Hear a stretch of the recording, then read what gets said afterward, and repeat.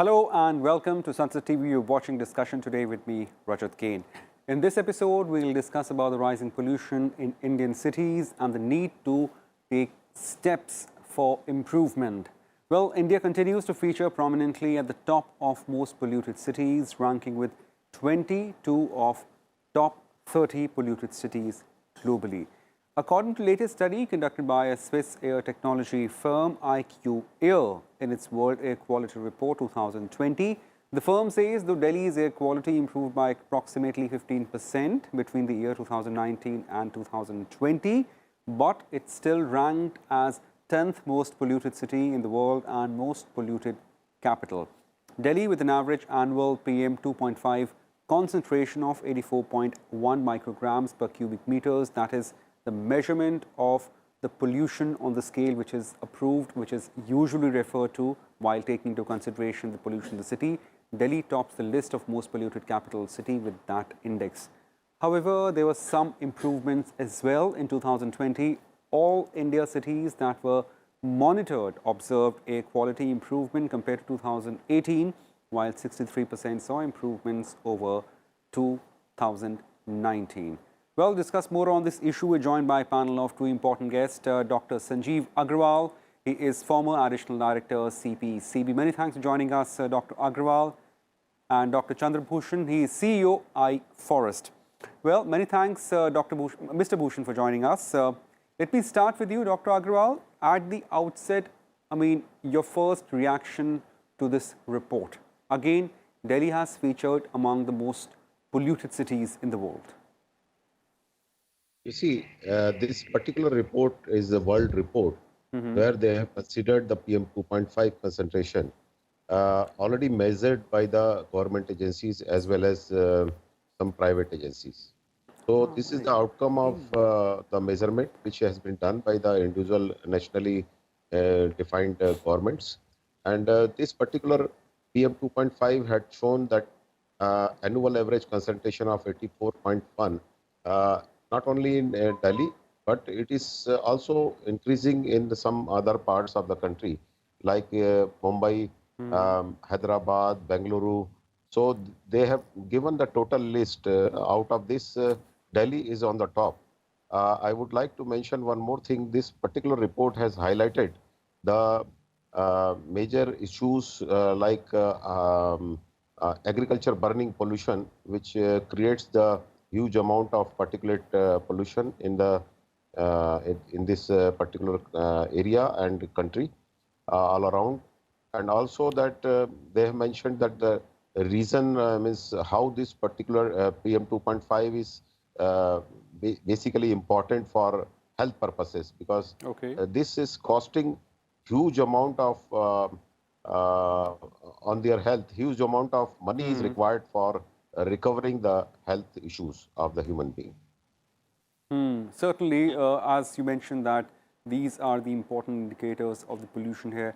Mr. Chandra Bhushan, we have seen air quality of Delhi being deteriorating for last 6 to 7 years. We know that, of course, Delhi being a capital city, there is a pressure of the urbanization that is, of course, like unavoidable in certain facet. What would you say the reasons behind the increasing pollution in Delhi, sir? First of all, Rajat, I don't think we should be surprised with this report. This report is similar to many reports. Absolutely. That have been published in the last few years, and all those reports essentially are pointing out to the same fact that we have an air pollution crisis in our part of the world. Including in Bangladesh. The other finding of this report is the larger air pollution crisis in South Asia. Now, Delhi, of course, Delhi NCR is the air pollution hotspot in the world, because it is not only Delhi that is extremely polluted, but so is many NCR cities who rank very high on the list of polluted cities. So my first comment is that I'm not at all surprised. Regarding your question on what are the major causes, I think we all know the major causes. There are 5 major factors which is leading to high air pollution in Delhi and in the rest of the country. It starts with the kind of fuel we consume, and coal and solid biomass is a significant portion of our energy basket. And we consume close to 900 million tons coal and about 400 to 500 million tons of solid biomass for cooking. Now, these two put together are serious pollution sources. And without reducing coal and solid biofuels, we should not expect air pollution levels to go down. That is one big reason. Then you have industries and automobiles. Automobiles contribute about 20% of pollution in Delhi NCR. A lot of work has happened on automobile in terms of shifting to different fuel like CNG. Improvement in fuel quality and emission standards have also improved in vehicles. That's the second basket. And the next big basket is your emissions from natural sources, which is land. Dust is a major problem in our part of the country. We are at the border of Thar Desert. In fact, Delhi is a semi-arid area.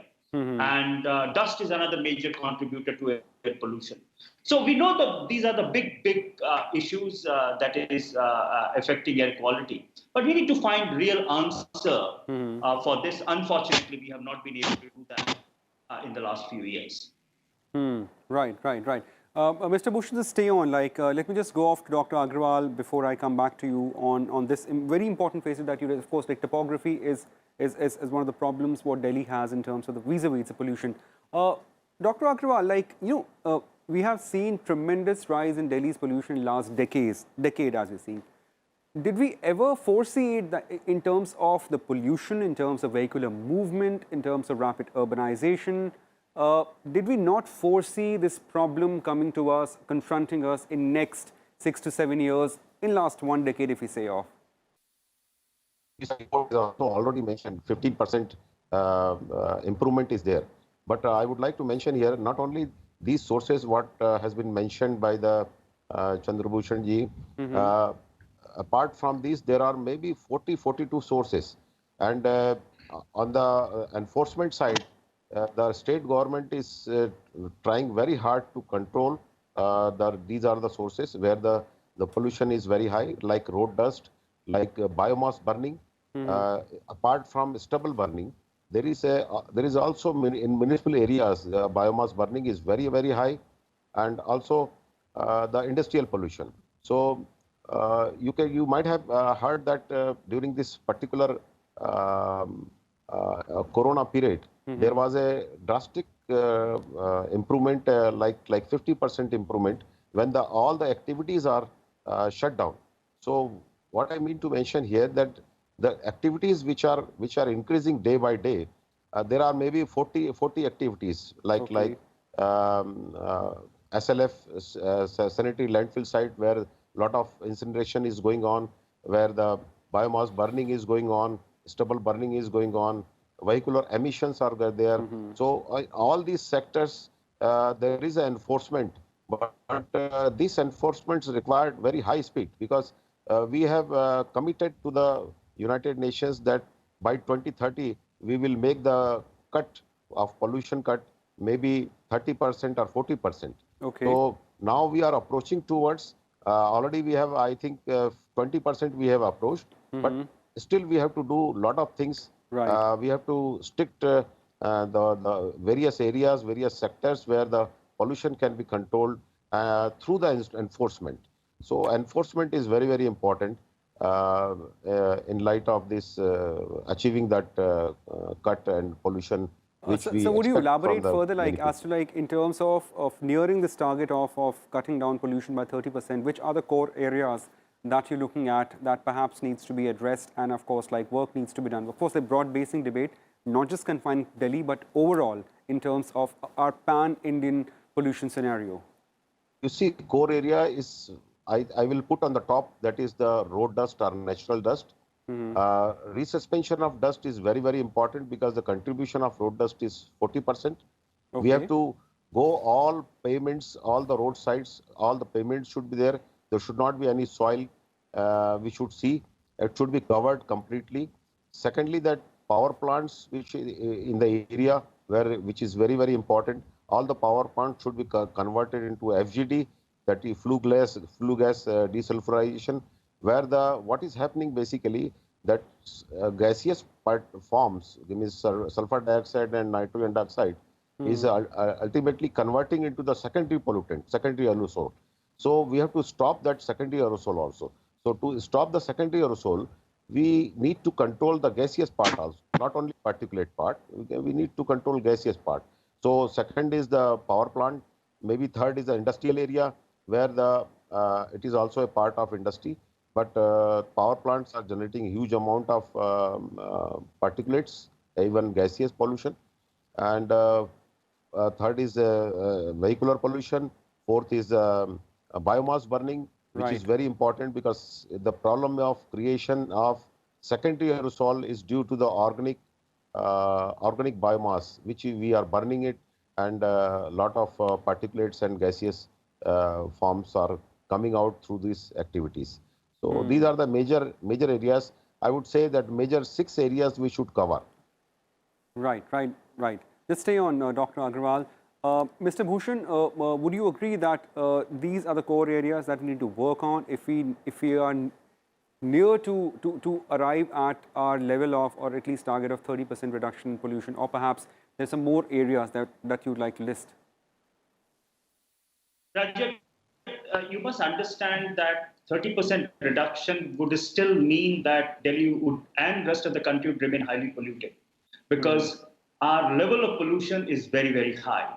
So suppose our average PM 2.5 is about 90 right now across the year round, then 30% reduction will bring us to about 70, which would mean that we would still not meet the national ambient air quality standards. So first of all, I'm not very sure that we should be targeting 30%. Okay. Under National Clean Air Program, our target should be much more ambitious, so that we can at least meet the standard that we have set for ourselves. So that's point number one. I think Dr. Agarwal has covered all the areas, except I would like to add cooking fuel. Okay. The government has done a lot of work in terms of distributing LPG cylinders and gas pipelines to homes, but the utilization is still low. India still consumes huge amount of solid fuels, whether it is wood or it is animal dung that is converted into fuel.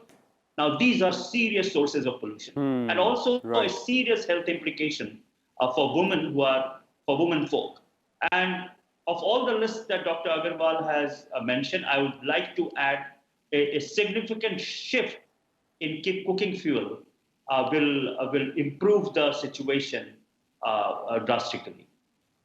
You think it's plausible, especially like, we have seen even in urban areas, metro cities, we have like a large influx of population, and still, unfortunately, they are dependent on these traditional way of living. Is it still possible to actually confront this issue? Rajat, actually, the latest reports are showing that the new migrants to cities are shifting to electricity. It's a fascinating study Okay. that has come out, which essentially is showing that electricity today is the cheapest source of cooking fuel, the cleanest and the cheapest source. So the use of solid biomass is there in traditional long, the communities that have been in and around the cities for a long time. Okay. Whereas the migrants have actually shifted to cleaner fuel. And therefore, a promotion of electricity as cooking fuel. We are promoting natural gas right now, but electricity as cooking fuel, as you know, Rajat, that induction cooking is Induction the most yes, efficient yes, and the absolutely. cheapest way to cook food. But some of the Right. food that we eat may not be possible on induction cooker, like chapatis, for example. But nevertheless, it is possible for an Indian household to cook 3/4 of its food on induction cooking, which is the cheapest and the most cleanest form of cooking that we have in the country. So I think it is possible to make this shift if we do large scale promotion and programs around this idea of shift in cooking fuel. Dr. Agarwal, your take, like how much of cooking fuel and pollution coming out of it contributes to pollution in metro cities as well as in the rural belt? Because, I mean, if we holistically take picture of pan-Indian pollution, how much of that contributes to overall pollution scale? You see, this kind of study has not been perfectly carried out. Okay. But what I would say, uh, he's right, because whatever has mentioned by Chandrabhushan ji, huge amount of houses are there, suppose, and if they are cooking it through the cooking fuel, they are not using any gas or any LPG kind or of thing, electric. Yeah, then yeah. all this kind of emission or pollution is coming out through their houses and ultimately become into the ambient environment. Means it is the ambient pollution. So whatever the indoor pollution is there is definitely converting into the ambient air pollution. So it is almost doubling the pollution. So he's right, because cooking fuel is very, very important, and I think the commission which has been formed recently, they are looking on this particular aspects, and they are targeting to control this kind of pollution. Means they are targeting to provide the uh, fuel, cooking gas, so that less number of populations can be used by this kind of cooking fuel, like if they are using the wood or if they are using the cow dung. So these kind things can be avoided. So I think this is just a doubling the pollution when indoor air pollution is very high in the country. Mr. Chandrabhushan, you mentioned about topography of Delhi. It's a semi-arid zone, and of course, like there's a lot of, you see, and also Dr. Agarwal mentioned that the 40% of pollution gets contributed from the roadside dust, loose soil. How much of, change in the weather pattern has led to this dynamics of loose soil and a lot of dust that we see? And there are periods in the peak of summer, especially during May, we see, I mean, massive dust storms in Delhi and the northern Indian belt. So how difficult is that phenomenon to curtail or address or to even confront? It's a massive challenge, Rajat. The figures are this: 50% of India is agricultural land. We have about 325, 326 million hectares of land, out of which 160 million hectares is agricultural land. And Delhi is situated in the agricultural belt of India. The productivity, on one side you have Haryana, Punjab, on the other side you have Western Uttar Pradesh, and also Rajasthan. So Right. we are surrounded by large agricultural areas. Now there are two things that is happening simultaneously that is exacerbating the dust pollution issue. The first is increasing temperature. Global warming is increasing temperature, which is reducing soil moisture, Right. which is making soil dry, and therefore, now the soil can be lifted by air, and they can be converted into dust. That is point number one. And second, our groundwater levels are going down because of our agricultural practices. We are also, massively extracting groundwater, which again is contributing to making our soil dry. Now, the drier the soil you have, the more dust it is likely to generate. So both, one from global warming perspective, as your climate is getting warmer, your soil is becoming drier. Second, because of your poor and unsustainable agricultural practices that we have in Punjab, Haryana, and Western Uttar Pradesh, your groundwater table is going down. So I think one of the key areas of work in India is going to be on agriculture. How do we make agriculture ecologically sustainable? We do talk about stubble burning as a major source of air pollution, which is correct, and we need to address that issue very, very seriously. But we also have to start talking about agricultural land being a major source of dust itself. And that's something that we will have to address. But you're absolutely right. This is a massive challenge. Right. Dr. Agarwal, it's a vicious cycle, if we say, of like rising temperature and, loose soil, global warming, and then, of course, like a pollution and rising temperatures and global warming. It's a fairly challenging facet if we talk about achieving our status of massive urbanization as well. How do we balance it? Of course, to progress, to develop, there would be some scale of urbanization. At the same time, At the same time, we have to maintain balance of ecology as well. So what is a correct way to approach this?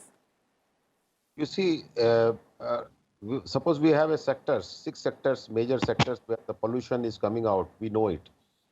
What I would like to mention that we must go for all kinds of things looking for the sustainable development. Suppose if it is the transport area, vehicular pollution, vehicular area, then we should go for sustainable mobility of the vehicles. Right. We should go for sustainable agriculture. We should go for, if we adopt all kinds of sustainable management in all these sectors, I think we can make it balance. We can even approach to the to limit 1.5 degrees Celsius temperature for this global warming, and we can achieve it. But similarly, we have to look for secondary aerosol, which is forming into the lower atmosphere. So whatever the gaseous form is coming out, which we cannot see by the naked eye, Right. I would say that these gases are basically converting into the secondary aerosol, which is creating the problem and making the doubling of the pollution.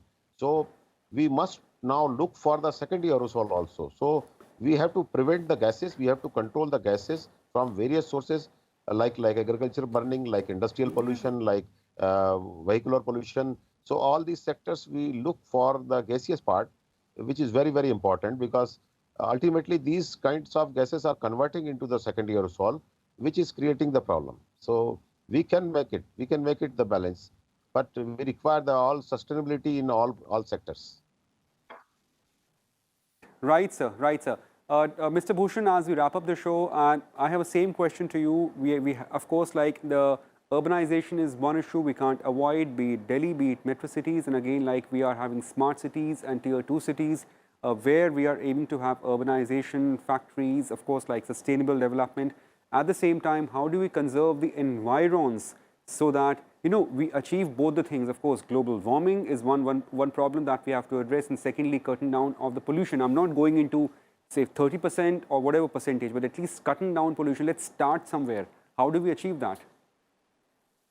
Well, Rajat, I think the concept is very clear. You cannot cut down pollution in cities by only working in cities, by only doing things in cities. Right. We need to have a regional perspective on pollution because there are no boundaries that air pollution has. So my first recommendation would be to look at air pollution issue and any pollution issue as a regional issue, not as a city-centric issue or a hinterland issue. So if we want to solve air pollution in Delhi, we will also have to start addressing air pollution issues in the region, including rural areas where pollution is a significant problem itself. Now the second issue that we need to look at is the second issue that we need to look at is the issue of fuel shift, which is a significant shift that we will have to make, which means that whatever we are consuming now, we will have to move to a renewable source of energy. And the last point I would like to make, Rajat, is that cities themselves have huge potential, but frankly speaking, cities have only 2% of geographical footprint. 98% are not cities. So if you look at India, only about 2% of India is cities. 98% is our agricultural land, our forest land, our villages. So while we need to work on cities, we should not ignore the 98% of geographical area. Air pollution is a serious issue there as well. Right. Many thanks, Mr. Chandra Bhushan, for your insight into this issue, and many thanks, Dr. Agrawal, for, of course, like elucidating on important facets of what is required in terms of approach towards tackling pollution. Many thanks, gentlemen, for joining us, and of course, many thanks to our viewers for joining us and watching this edition of Discussion today. Thank you and goodbye.